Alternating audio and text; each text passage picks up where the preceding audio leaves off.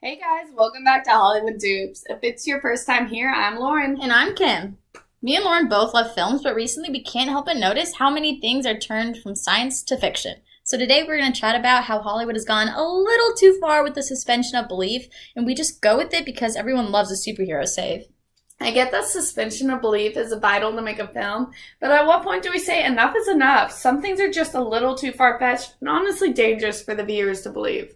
Yes, I absolutely love superhero movies, but one thing that has always irked me is the physics behind it. Sure, a superhuman I can get behind because it's so implausible, but when you start messing around with basic things like gravity, that's where I really struggle. Yes, let's talk about the classic damsel in distress scenario that we all know and love. You know, the one that's been around for decades in cinema? If you've ever seen a superhero movie, you've seen this scene.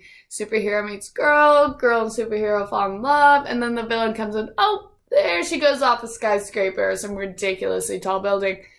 You think that's why they're always based in New York? Oh, for sure. But I personally love that trope. I look forward to it every time I watch a superhero movie.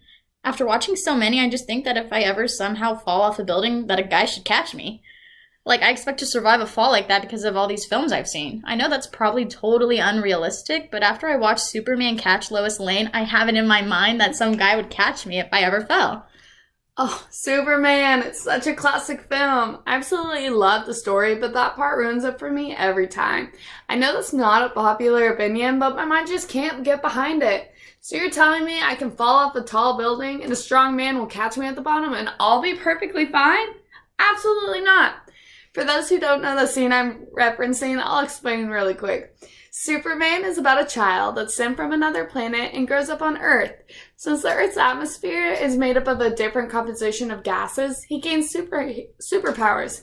He soon starts using his powers to protect the world from villains, then falls in love with a journalist named Lois Lane, and during one crucial scene, Lois Lane dangles from a helicopter after it crashes into a skyscraper.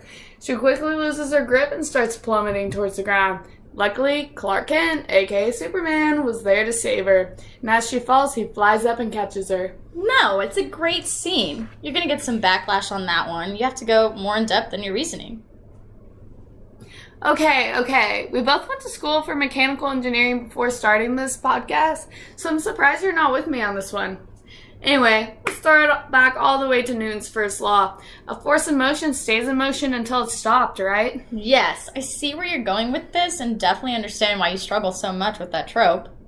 Right? Not only are you dealing with the force of gravity, but you're also dealing with the fact that the girl's accelerating the longer she falls, which means the greater the force will be when she meets the arms of her lover. When we think about it scientifically, you're definitely right. There's no way that someone could be caught at falling such a high speed and either the person falling or the person that catches them not get hurt. Like, Spider-Man totally should have been smushed. Full on squashed like a bug. How fast do you think she was going? We can actually find her speed, aka velocity, pretty easily. We just use the equation of linear motion, which is the initial velocity, or speed, plus her acceleration, which is how much she speeds up, someone times hurtling the at you time, at 241 the amount of time she's miles per fallen. hour with a force So of her initial 103 velocity pounds. is zero You'd since get she's smashed. dangling from the You're gonna look helicopter. at me and tell me Then in the Superman movie, she would not falls have for gone roughly smashing 11 the pavement seconds, with her and the landing on top of acceleration him. is just the So now you have a acceleration dead of gravity, pencil which is and a dead superhero. 9.81 meters I per now see second why the squared. villain always throws That means by the the girl time off she a hits the building. ground, It's she's not been to going kill her, roughly it's to kill the 108 hero. meters per It's second, taking the saying, aka killing two birds with one 241 stone to a miles whole per new hour. level. Yeah, all I you totally Americans see your using point, but the you also have to metric think system. that in most Wow, movies, I the actually superhero didn't has think the the velocity strength. would be that Clark much. Kent In the is scene, it looks like Superman. she's He's falling so insanely much strong more and slowly. hot, not to mention. Right? Isn't So when he that catches so crazy? Lois, his She was strength going allows him to control the speed fall of and a withstand the force race of the car on a fall. racetrack. That's Okay, actually so you're so saying insane to think Superman about. was able Those to cars withstand look the like hit they're going because the he was speed of super light, strong? but Lois looks I like can she's buy into floating. that one. But if she's going wouldn't about that make 108 hitting his meters body per be second, like then her hitting force would be concrete? way too much for her to be caught. Yeah, Lois is now played by that I Margot think about Kidder, it, who is a hitting pretty his small body woman, would so I'd say probably she's be the probably same as weighs hitting about concrete. 120 So I guess pounds. that's really where science turns into 100%. fiction. She was a Because super while dainty actress Superman's at the time of strength filming could be Superman argued as a in way to save her, 1978. his strength is so actually what would to get kill the her. force, you And multiply yet we see the it's mass times done in acceleration. hundreds So of then if she superhero weighs about movies. 120 You know what movie pounds did it and her right? acceleration is What movie? 9.81 meters per The second Amazing squared because Spider-Man of 2 gravity, with Andrew then the force Garfield that and Emma creates is Stone. about 120 pounds of force. please. I have still not recovered from the emotional damage that movie caused me. Exactly. That's what's so amazing about that movie. It took the classic superhero save and made it accurate to real life. Why don't you summarize it for our listeners that may have not seen one of the 10 Spider-Man remakes? Yeah, of course. I've seen every single Spider-Man movie. If nobody knows, Spider-Man gets a bunch of superpowers after he gets bitten by a radioactive spider. And if you don't know that much, well, then you've been living under a rock. But in The Amazing Spider-Man 2, it is focused on Peter Parker and Gwen Stacy. Basically, Spider-Man, Gwen, and Harry Osborn are all in this clock tower, and the villain and hero are fighting, per usual. And of course, the damsel gets in trouble and falls from the gears in the top of the clock tower. And Peter Parker has a hold of her with his strong spider web, but then the gears cut the web, causing Gwen to fall. When Peter finally gets free to save Gwen, he shoots out his web to catch her. The web caught her in the front of her body, right in her midsection, and then the force of her falling caused whiplash when the web became taut. This caused her to hit her head on the concrete and snap her spine, which kills her. It was like a yo-yo, except the string was a web and the yo-yo was her body. It gets me every time. Wow, that was a very graphic but very accurate rundown of the movie.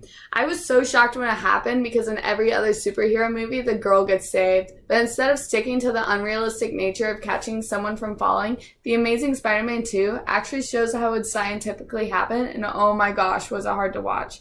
I still remember the shock of the silent room. It was like everyone forgot how to breathe. Yeah, in my head, I was like, that has to be fake. There's no way they just killed Peter's love interest. It totally put into perspective how dangerous falling from such a great height is. I think that movie did an amazing job of bringing reality back into a movie, and I dare say it was one of the best Spider-Man remakes or even superhero movies out there today because of it. I totally agree. People love superhero movies because it makes them feel invincible, but we need moments like that to remind us that we're just human and our bodies are not made to withstand great force like that. That is why I absolutely hate this trope. It doesn't use superheroes and their fake abilities. It hinges on the human body and the amount of force it can take. It's legitimately dangerous to people that have not studied physics like us. Think about kids. They watch these movies and think their body can handle a lot more force than it actually can. Because hey, if Lois Lane can fall off a skyscraper and land in a man's arms, why can't they jump off a roof and land on a pillow? Yeah, good point. So many kids, especially young boys, love to pretend to be superheroes. I also think it's important to point out that when something is free falling, the amount of force it's going to hit you with is the amount of force the thing weighs. So absolutely do not try to catch that heavy vase falling from the top shelf. It's going to hit you with its full weight. It's also important to realize that's why you need to get out of the way of falling debris. Yeah, movies like Superman give the illusion that catching something that is traveling at that high a speed is catchable, when the physics behind it proves it's not. Exactly. We're here to point out the misconceptions in films because even though they're fun to watch, you can't always believe what goes on in them. So come join us on our next episode where we'll be talking about how long it actually takes someone to die from a bullet because it differs from film to film. See you guys next time on Hollywood Dupes. So if you ever get shot, you'll know exactly how long you got.